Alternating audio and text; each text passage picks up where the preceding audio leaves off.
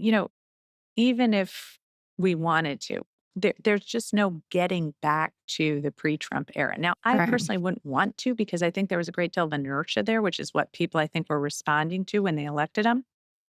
Twice. However, yeah, right? So it's not that that was this Shangri-La, Right. cans were being kicked down the road that we're addressing now, but at the same time, we have to chart a different path forward because I think I was listening to somebody the other day who said he's really good at identifying the problems.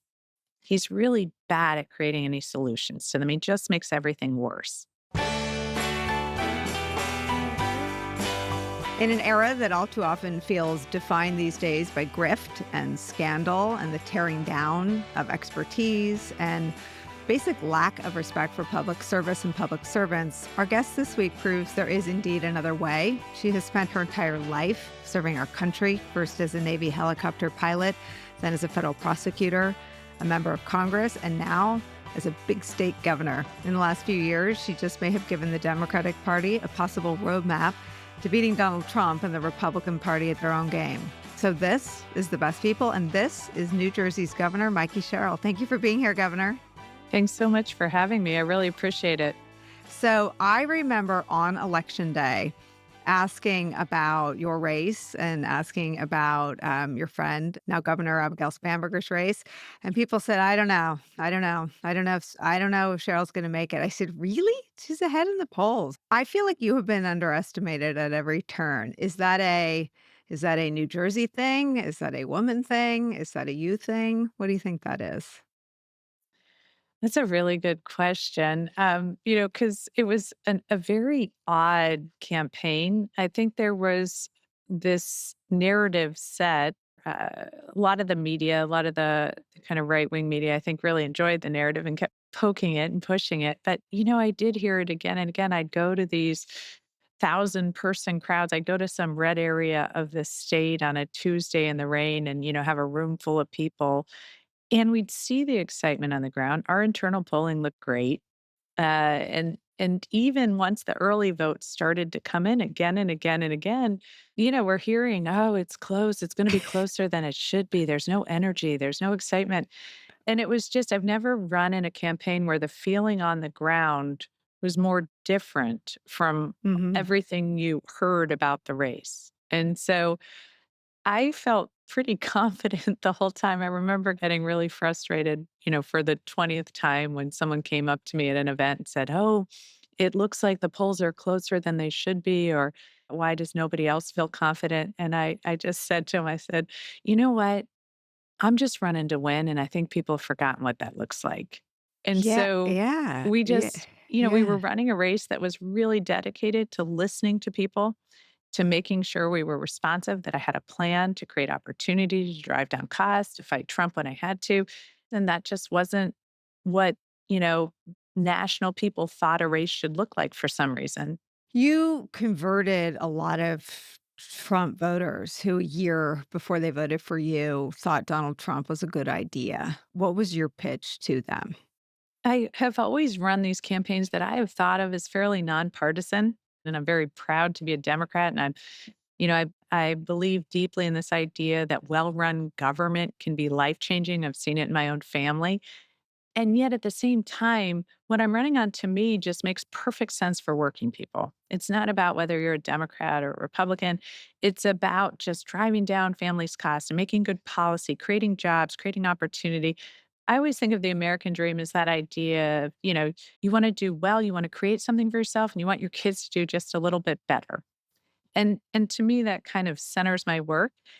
And so that doesn't feel very partisan. And I think really focusing on running that way is what is appealing to people and then executing. What is the opportunity, though, to do that at a moment when Donald Trump's own sanity is being questioned by members from deep inside his coalition? I mean, obviously, people want a government that works for them, but you were running this campaign around issues people care about, issues people voted for Trump because they cared about them so much, affordability, the prices of things. I mean, how do you thread that needle of speaking to sort of the voracious political appetites of the moment and doing the meat and potatoes work of governing and delivering? Right now, after running for over a year, I'm so connected to the people across the state. I've spoken to thousands of them. I know where they're at. And so I know what I have to do.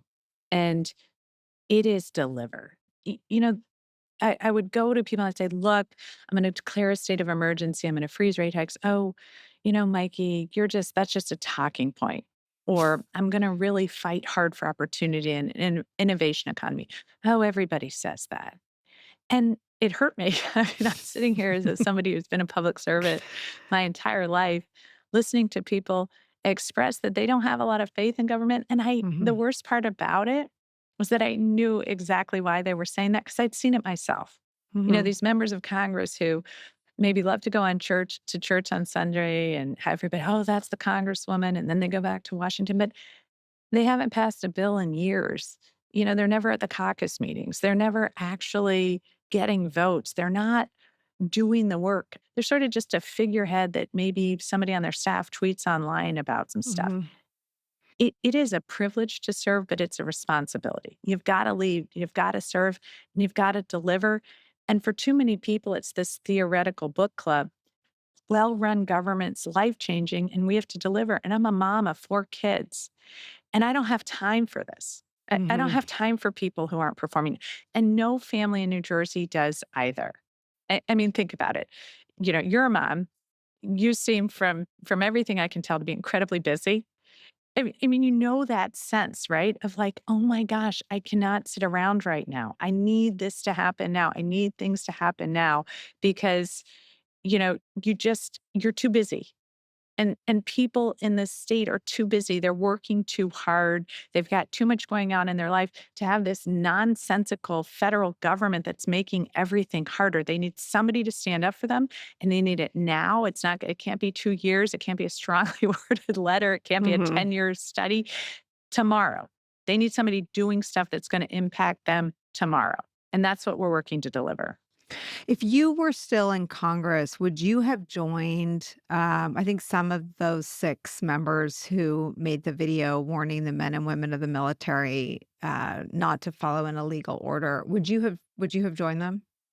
It's something I really felt at the time, because I was so upset about what was going on, and that had been such a key part of my training. If you remember, when I went to the Naval Academy, that was about 20 years from Vietnam.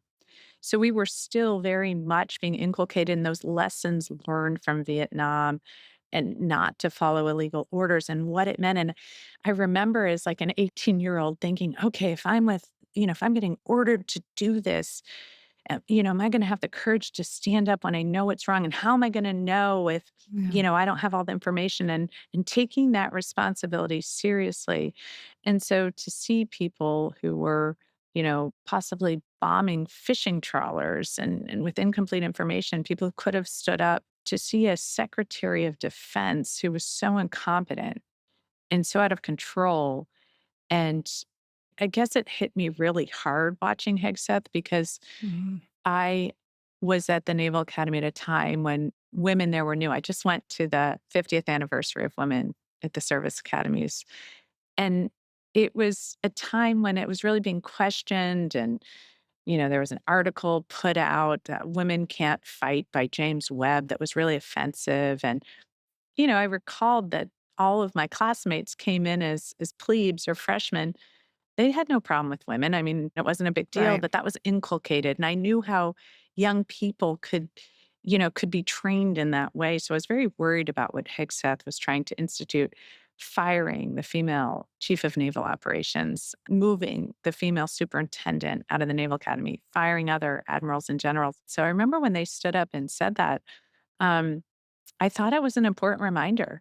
I think everyone in this country has to be reminded that they have a real responsibility, especially in these positions of trust. You talked a little bit about Hegseth's rule and role. You were still in Congress during his confirmation. You had some really specific lines of questioning for him. Do you do you think there are Republicans who regret voting for him, or have you heard from any who express that? I certainly hope so. I would hope that when they watch his complete incompetence, that they really regret it. I would hope when they see that I think 9 4-stars have been fired, the most in such a short period of time in our nation's history. And on top of that, then we get into a war that the president can't explain, and nobody seemed to stand up to him to tell him, you really have to have a strategy or a plan, or you can't put Americans' lives at stake with no plan. Um, I would hope that they regret it, and yet, they don't seem to have spoken out against getting rid of some of the previous cabinet members, like Nome, for example. They seem to understand that that needed to happen, and that was a debacle. And I assume many of them think that Hegseth is a debacle, but at the same time, I'm not hearing enough from them to do anything about it. I think the sense that there are so many elected leaders that in a time of crisis are not standing up or charting out a different path forward and are being quiet in the face of it is what really breeds this distrust in government. You were one of the first people, I think, after January 6th to do what the whole country was asked to do after September 11th. If you see something, say something. And I remember interviewing you about the Republicans ahead of January 6th going along with Trump's lie about not actually losing when even Bill Barr said that was, I think Bill Barr called it, quote, bullshit. And you've got a little bit of distance now. You're the chief executive of your own state.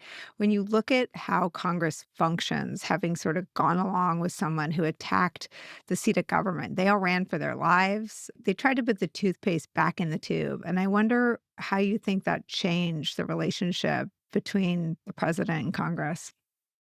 I think that's a really good question. It's just shocking, really, when you think about that. And there was no accountability for him.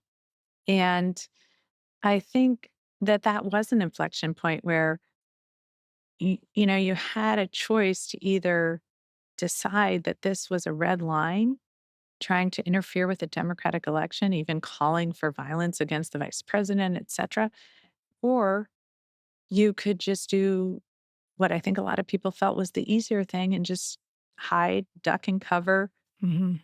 kind of hope it went away. And I often wonder how McConnell feels about all this because Mhm. he was really the key to me. And I think he led the charge of let's just get through this. I assume thinking, well, he's gone now. And I wonder if he ever thinks, he's back. And I could have done something about that. And we could have been in a very different place. I think that was a real inflection point where there should have been nobody who's taken an oath to the Constitution that wasn't going to, draw a red line there, impeach him, make sure he could never hold office again in this country. And they didn't do their job. And now we're here. Yeah, I mean, and I think about it in the sort of reverse engineering who's standing up to him. I mean, and I wonder, you didn't really answer directly, but I'll take it as a probably. The 6 that stood up to, I don't even know if you call it standing up to Trump, but stood up for the men and women of the military and simply put out a public message saying, it is your job, it is your duty to disobey an illegal order. I Hmm. mean, the post January 6th Congress to me feels different in that it is the national security figures, the people who took an oath to the Constitution. It's Senator Kelly, it's Senator Slotkin, it's yourself and now Governor Spanberger who understand what it means to, I think, have a commander in chief that puts the country and the military in tension with the Constitution. And I wonder if, as the governor, you hear from many military families in your state about what it's like to have Trump as commander in chief.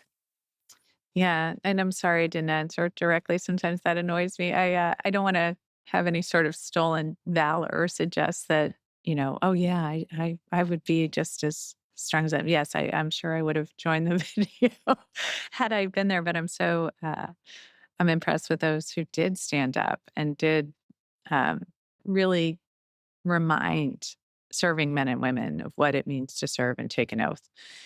And when I look at what's going on and what Trump and Hegseth have done, I find it very strategic.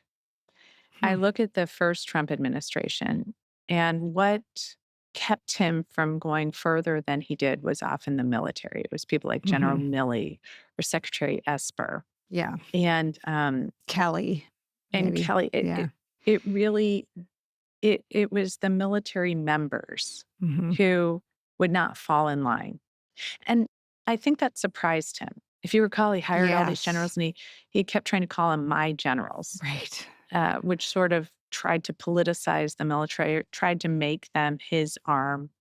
And then he started to try to create a group that would follow his orders. And so you could see that the very first thing he seemed to do in his administration was fire Lisa Franchetti, the first woman chief of naval operations, Yeah. fire the chairman of the Joint Chiefs of Staff, who was Black. That's one of the things I questioned Hegseth on. Less than a month into the job, you fired the chairman of the Joint Chiefs, CQ Brown, and the chief of naval operations, Lisa Franchetti, without cause.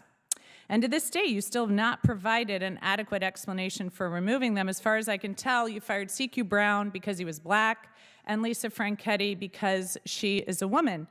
And imagine a world where your Secretary of Defense isn't appalled over that charge. Not only was he not appalled at it, he basically shrugged it off because I think that's exactly what happened. Mhm. And many to follow. Anyone that Trump thought might stand up to him or wasn't loyal to him. And remember, our military doesn't take a loyalty oath to the president.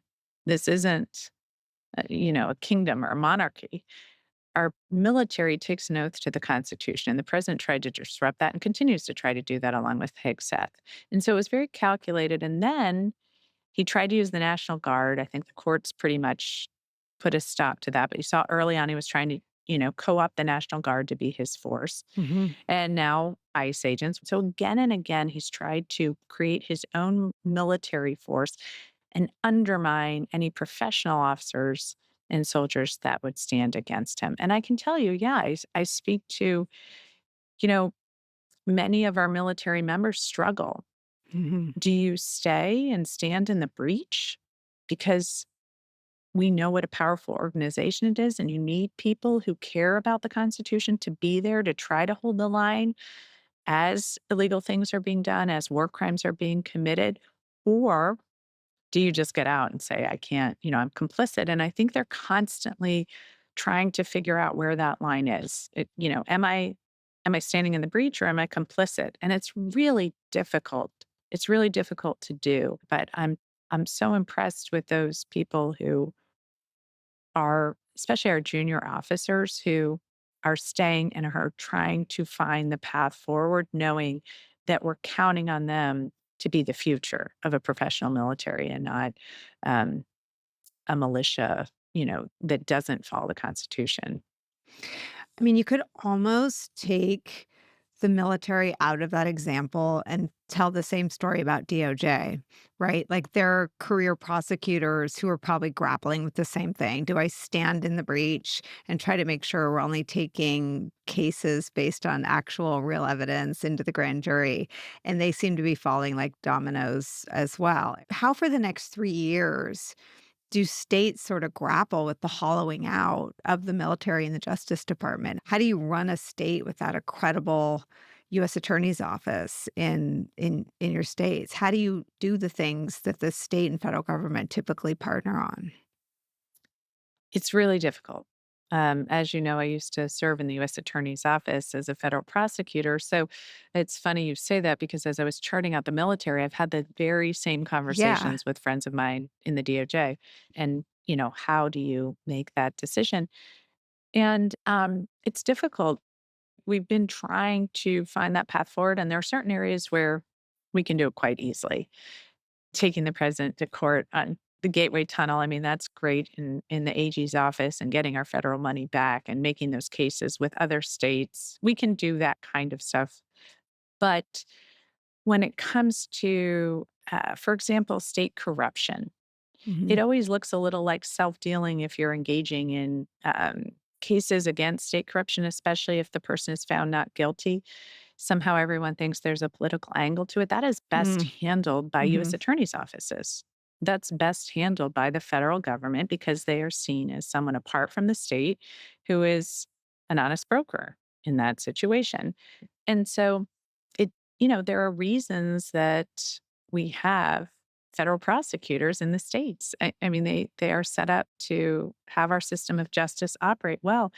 And when they are not good actors when they are threatening to politicize the office like Alina Habba did in Hmm. the District of New Jersey. And when you see prosecutors trying to do and whatever Trump wants them to do, that really upends our system of justice. In fact, it used to be a joke in the US attorneys community, which probably won't be very funny because those jokes aren't, but the Southern District of New York was often called the sovereign district of New York because Right.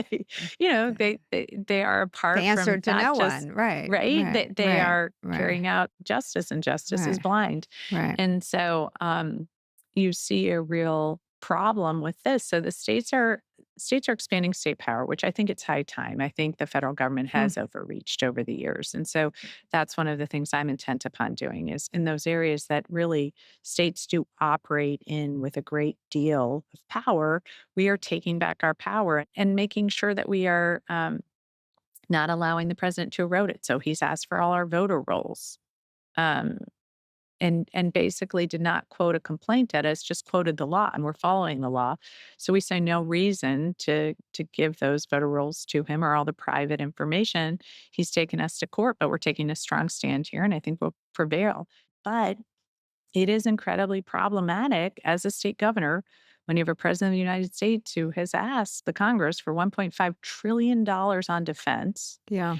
He's spent billions on wars that he can't explain and exercises he can't explain or doesn't have a strategy for. He's involved in an illegal tariff regime, raising costs on everyone.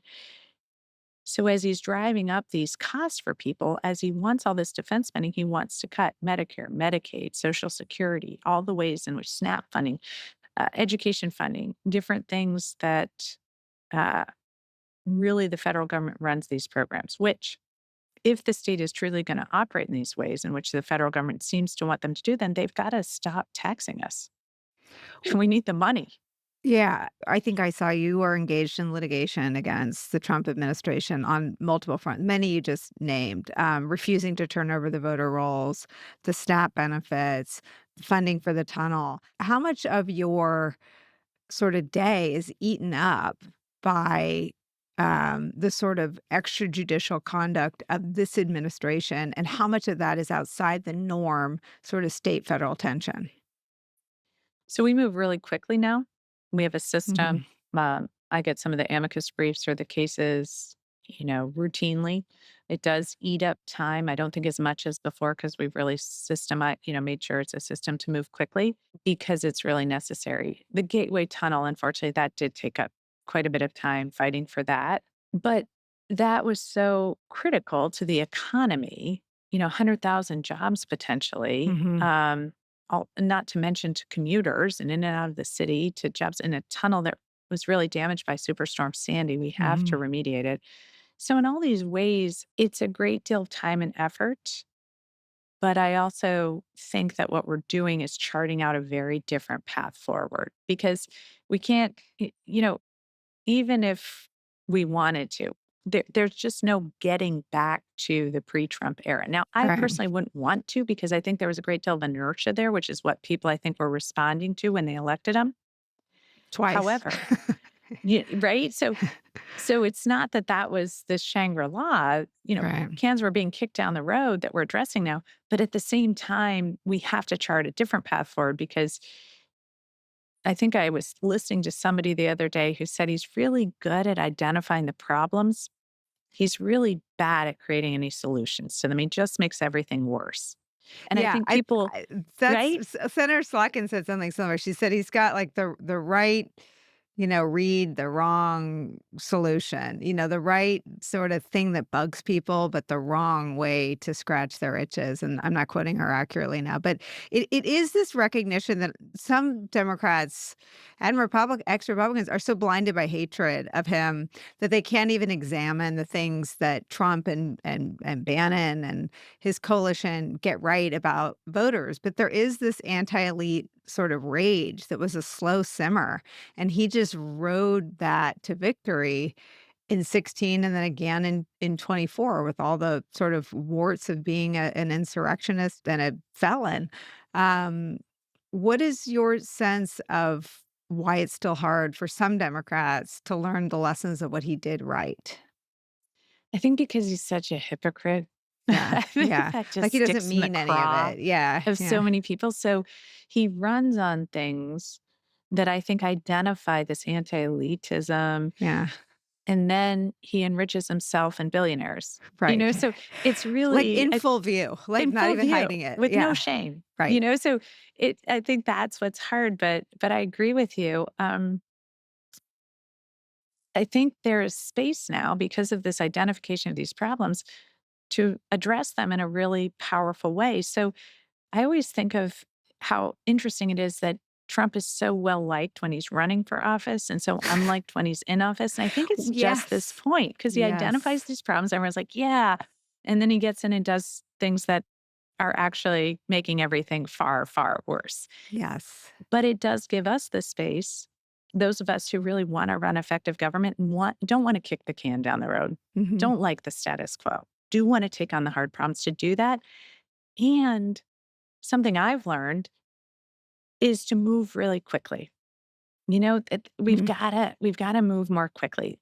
There was Mhm. just, again, this inertia, this sense like these problems, and everybody can identify them, but we're not doing stuff about them. So I remember in 2018 being really frustrated because, I came from a criminal justice background, and everybody knows the last place you want to spend all your money is on a prison system.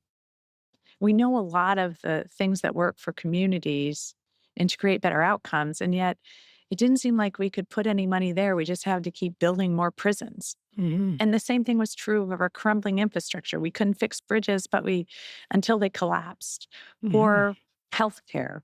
We couldn't treat nutrition programs, but we'd only treat diabetes. So the list Right. went on and on and on and on.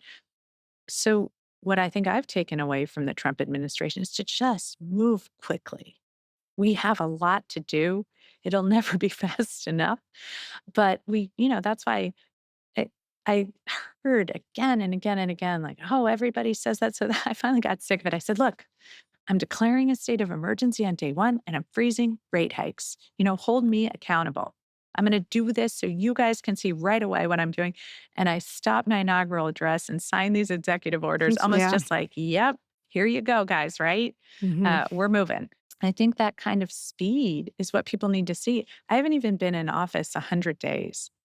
We've lifted the nuclear moratorium. We've approved 6 battery storage and solar projects that have been languishing for months. We've cut through red tape and permitting delays. We've expanded our power generation for years to come. Again and again and again, we've just started moving because we need to. We have a lot of work to do, but we also need people to understand that, we're not waiting around. We get how busy you guys are.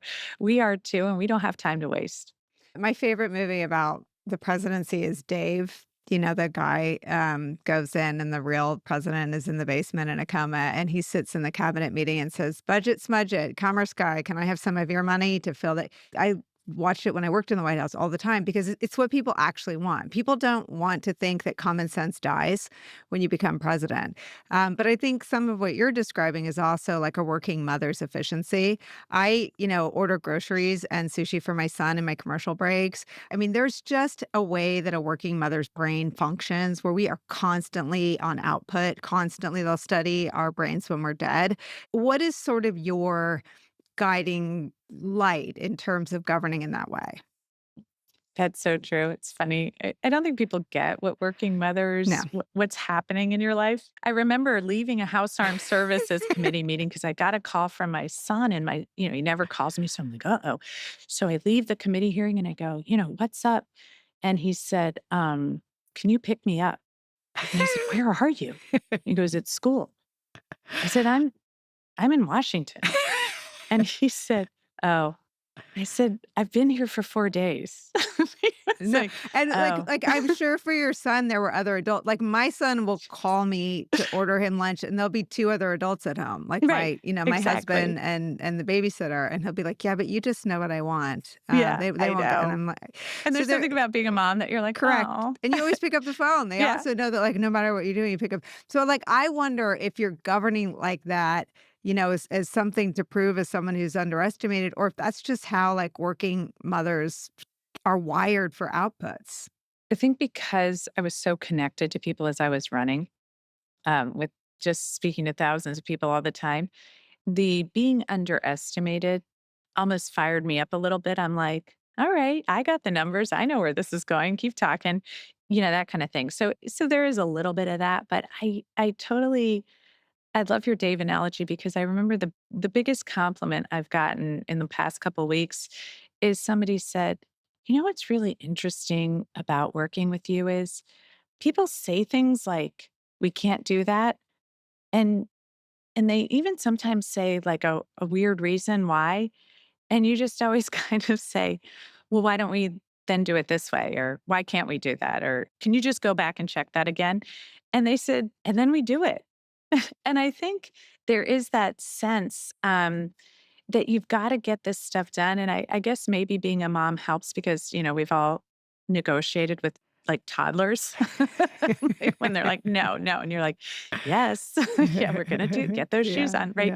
yeah, So yes. I'm there there is now. just this Yes. sense of like, we're going to figure this out because we Yeah. don't really have an option here. Mhm. Like, I got to figure out how to get you in your clothes and get you to school because I got to Mhm. get to work. So we're just going to get this done one way or the other. Mhm. Like, how much strength do you derive from your female friendships with, Governor Spanberger, with Senator Slotkin, with the women that are sort of walking a similar path? Oh, it's amazing. In fact, I just saw Alyssa when I was down at the labor meeting, and right before I was going to go on, she kind of came rolling in, and just like, "Hey," and I mean, what a, you know, kind of a funny thing to bond. I'm about to go speak before the labor conference, and my good friend is too, so that's fun. And then we were texting each other afterwards. So there is this sense that somebody kind of gets you're in a weird world and somebody Yeah. else gets it, and it's great to have that. I really I mean, it makes me feel like maybe we are all in a video game. The fact that, of all the people and all the gin joints and all the world, that the two people running in the only two governors races, the only two statewide races in 2025 were myself and Abigail Spanberger, who had been my roommate in, the house. She's the oldest of three girls. I'm the oldest of three girls. She was born in Jersey. I was born in Virginia. It all lined up. And I'm like, man, how lucky am I that, again, doing this sort of weird thing, sort of unique thing that I actually know the one other person in the world who's doing the same thing. And know her well enough to trust her and call her and tell her all the things that are going wrong and what is she doing and how's she doing it and all that. It's really amazing to have these women who also beyond just kind of doing these things are also, we all come from this national security background and in the military you work as a team, you need other people to get the Mhm. mission accomplished. And that wasn't the feeling when we got into Congress. I remember saying to another member of Congress, "Oh, are we all going to come together and talk about this and get this done?" And he looked at me and he said, "Oh, I got to be honest. This place, it's every man for himself." And that's just not how we functioned. I also Mhm. think coming from a different background and not being in Congress your whole life, I think we really understood that we were one of 435 members. A lot of people couldn't even say who their congressperson was. So Mm. it was really working together that we were able to get stuff done. And that seemed to be a different vibe. So those women in particular have just been such great people to work with and to have my back and to bounce things off of. So it's been amazing. One of the hallmarks, and I don't know if it's chicken or the egg, but being national security folks, none of you is reflexively partisan, and I don't want to use moderate as sort of the mushy political sense of moderation, but obviously I was in the other party, and so I've been smeared as a moderate for years. It used to be Rhino, but whatever that means politically, I mean, I think your sensibilities are policy-wise, relatively moderate. And I wonder how you think the Democratic Party is doing in understanding that in a lot of places, that's the only way to win. Yeah, there's this sense, and I remember talking to Chrissy Houlihan a couple months ago about just, moving forward on some House Armed Services thing and who she was working with, and I was interested in it. And and that same sense of, I don't think any of us from the military come from this place where we feel like we're very partisan. I mean, most of the people I worked with in my squadron, I couldn't have even told you what their political party was. And so I think it's sort of that focus on getting stuff done, but I actually see a lot of that in some of the newer members. I think you're seeing this breakage from the political parties. I think things are being realigned right now. And so even, some of the people that are more to the left of the party, if they say good ideas, they connect with people in my state. If they're a fighter, Mhm. they'll connect. So I Mhm. recently saw a weird poll in my state of all Democrats, and the 2 most popular people, and they surveyed all the Jersey Democrats and some national Democrats, the 2 most popular people, 80% plus, approval rating were myself and Bernie Sanders, which, Yeah. it's kind of trippy. Yeah.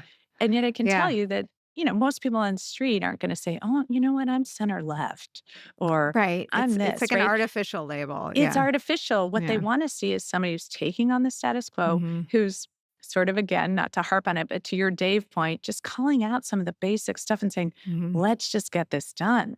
Like, everybody knows this is a problem. So let's find a solution that we can all live with and go.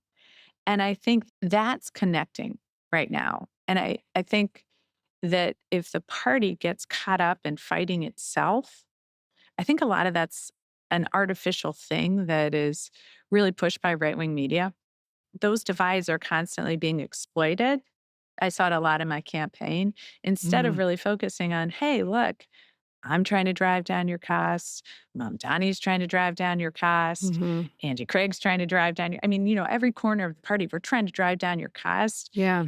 And there's no plan to do that across the aisle. So, Yeah. it's an interesting dynamic right now. I mean, I feel like Democrats too have become better at resisting the false choice. Like I feel like Trump 1.0, Democrats struggle with whether or not to fight Trump or deal with kitchen table issues. Those fights seem to be over. They seem to understand that the voters want you to fight, and that often means fight Trump's placement of ICE agents in places where their, leashes are so long they'll kill Americans in the streets of Minneapolis, and they want you to make things cheaper. I mean, we should be better at covering Trump. People should be better at confronting him. But does that ring true to you? What I don't do in general is I don't throw gratuitous punches at Trump. So I remember during my campaign, somebody wanted me to come on interview or a podcast and talk about the video where he's flying and he's dumping poo on No Oh Kings yeah, protests. yes, that And was I had no lovely. interest. I'm like, that's the least of my problems is some AI video. It's just, no, I'm not doing that. I'm running to drive down costs for New Jerseyans. If you want me to come on your podcast and talk about his crypto accounts and how, the UAE paid him off to lift some sanctions, sure. But if you want me to talk about some weird video or the East Wing of the White House or the Rose Garden, like I'm not doing that. I'm looking at fights that are systemic and problematic and driving up costs for people. I'm not looking at problems of a patio off the White House that a good bulldozer can deal with in a week. What I know I'm driving and what I think some people have really come to terms with is if you're going to attack Trump, you should be connecting it to how what he is doing is harming people. I think what's been different in this cycle is he's harming so many people. The tariffs, I mean, everybody knows that's driving your costs up. And there's no way he can say your grocery store prices aren't high because we all go to the Mm, grocery store, yeah. right? It's just nonsensical. Um, this Iranian war, all the ways I feel about it, and our international relationships and the 50 years that we've built them up and how we never fight alone, those are my thoughts. But I can tell you that the thought I share with every single New Jerseyan is gas is too high. I appreciate the sieve. I think I call it a sieve through which I push Trump stories. If no one is going to die, I try to, sort of get to it in a minute. And so I know what you're saying. The things that cause outrage and that can sort of run 3, 4, 5 news cycles, but maybe don't threaten people's lives or livelihoods, or stories that can wait until Democrats are in power. I mean, on that point of power, how do you see Democrats' prospects in the midterms, and do you think the elections will be fair? I think we should win the House. I'm hopeful for the Senate. I don't have as good of a feel for that. I come from the House, as you know. The elections, I'm very concerned about them. As I mentioned, I've been asked for voter roll data by the president. That's one of the ways we're in court right now. He has sued me for those voter roll data, that voter roll data, and I've refused to turn it over. I assume that, Abbott turned it over, Texas turned it over, which means that he has a lot of personal identifying data for people in Texas, which, yes, is a red state, but there are blue areas of it and blue congressional districts. So I'm Mhm. not sure why he asked for that data. We are doing everything we can at the state level to make your ability to vote fair and unrestricted, and that you're not going to be afraid to go to the polls. So we have mail in votes, which of course he's attacking, probably so he can scare people away from polls. We have early in person voting. We're coming up with some different ways to try to make it even easier to vote, and with concerns specifically about our largely Latino areas and ICE agents trying to go there to keep voters away. I am very concerned that there are other states, Republican states, who are going to make it harder and harder and harder to vote safely for people and try to impose a real cost on people. And so, will it be fair everywhere? I'm very worried about it. We'll see as we go forward, but we've seen different chicanery taking place a little bit. I assume there were just different ways they were testing to do that. But I think in your blue states, you'll see, we can take them to court. We can largely run a fair election. It is a state purview, so we should be successful in court. But I'm worried about other states. Virginia followed California, with new maps. I know it's a little harder in New Jersey, but what is your feeling about what California, Virginia have done, and are you looking at it for New Jersey? So New Jersey would have to pass through the legislature, I think twice a constitutional change, a vote for the constitutional change to get it on the ballot. So we can't get it on the ballot for this year. Um, and, unfortunately, I think you have to fight fire with fire. I don't like it. I don't think anybody likes it. But I think at the end of the day, if you are seeing the president try to rig the elections through Texas, possibly through Florida, through other states, it, you you've got to fight for democracy, and sometimes in some weird ways. But we got to be able to stand toe to toe here to create a fair election. If we stood by and simply allowed these states to change in, midstream, to change all their districts and create these unfair districts and artificially take the House, that would just be a huge blow to democracy. But, I think going forward, because we've been able to go toe to toe with this, it hasn't had Trump take on a longer term strategy of pushing even more states to go further and further. You served with Eric Swalwell. He was summarily run out of the governor's race and Congress when revelations became public of his alleged sexual assault and sexual misconduct. Democrats seemed to respond to that in a way that very much had the centering of the victims in mind, in a way that the Epstein story, I think, has trained everybody, the media, um, Democrats and Republicans, if you include Thomas Massey and even some of the MAGA-friendly members, to center that issue around the victims. Is that something that you hear about, in your sort of meetings or interactions with your constituents? People, I think, are very upset over the Epstein files, and there is the sense that they want them released. But I think there also is this real disgust at all of the people who acted in this way and who were involved in this way, all the opportunities that someone could have said, there are teenagers being trafficked here. And yet Mhm. both seemed to feel above the law and that, somehow that wasn't beyond the pale. And I think for Yeah. those of us who have been teenage girls, who have teenage girls, I'm a child of the 90s. I graduated in the 90s. I grew up, I guess, child of the 80s, maybe. I always felt like an adult and like I had control. But you look at like Monica Lewinsky and you look at, I mean, Kavanaugh's description, that was my high school experience, right? A bunch of parties when people's parents weren't home with a lot of alcohol, probably a lot going on and people in non-consent situations. And it's, you know, I, I'm sort of appalled that that was how that was. And I even watched that movie, 16 Candles, and think, Yeah. wait, that's date rape. It That doesn't movie that hold I up. loved Yeah, I in high know. school, that's I date know. rape. Yeah. So all of these things, I think we thought we had moved into a better place, teaching kids about consent and making sure and then to see that that still seems to be going on everywhere is it's so defeating. I mean, that's the conversations I hear from my constituents Mhm.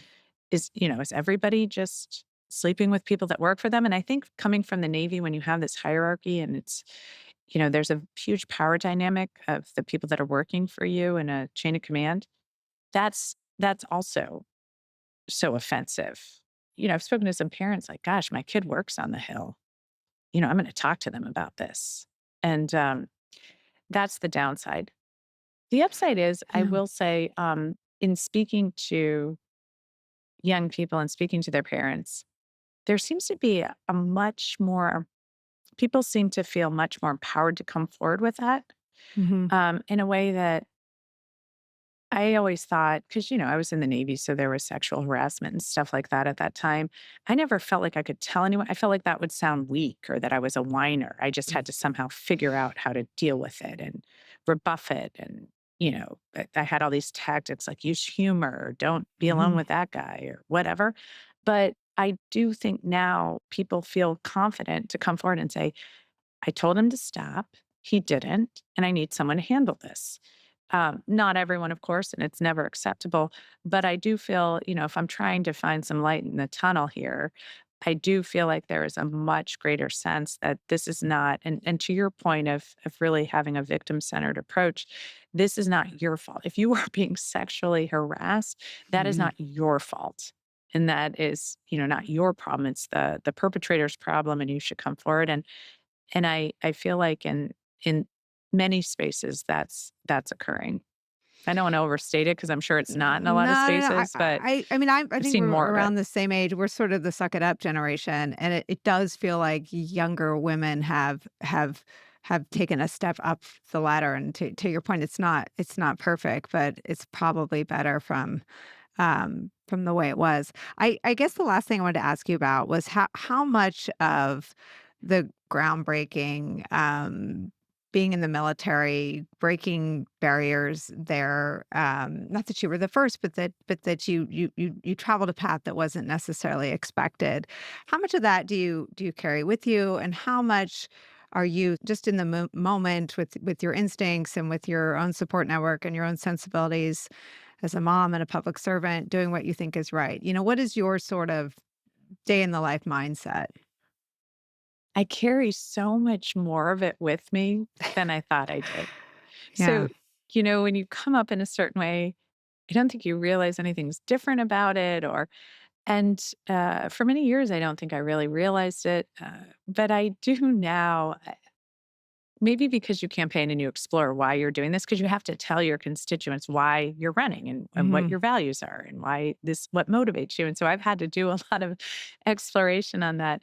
And there is so much of just how the military does things. It's very proactive. I always joke, if you're standing on a hill getting shot at, you don't have to take the perfect or the best way off that hill, but you better get your butt off that hill, right? So there's a sense of moving through a crisis, that you need momentum, that you can't stand still. If things aren't going right, you have to come up with a solution.